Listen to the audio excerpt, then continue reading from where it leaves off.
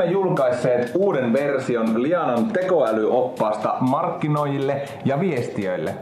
Opasta varten olemme tehneet jatkuvaa kyselyä markkinoinnin ja viestinnän ammattilaisille siitä, miten he käyttävät tekoälyä työssään ja miten he suhtautuvat tekoälyyn. Katsotaan seuraavaksi hieman tuloksia. Vastaajista 38% käyttää työssään tekoälyä tekstin kirjoittamiseen.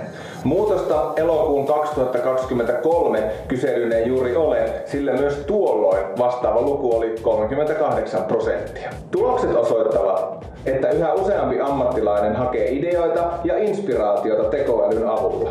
Elokuussa 2024 tuo luku nousi 42%,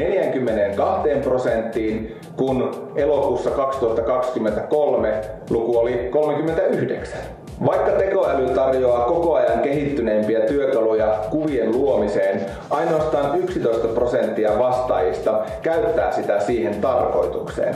Edellisen kerran, kun asiaa kysyttiin elokuussa 2023, luku oli 16%, mikä kertoo siitä, että kuvien luominen tekoälyllä on hieman vähentynyt.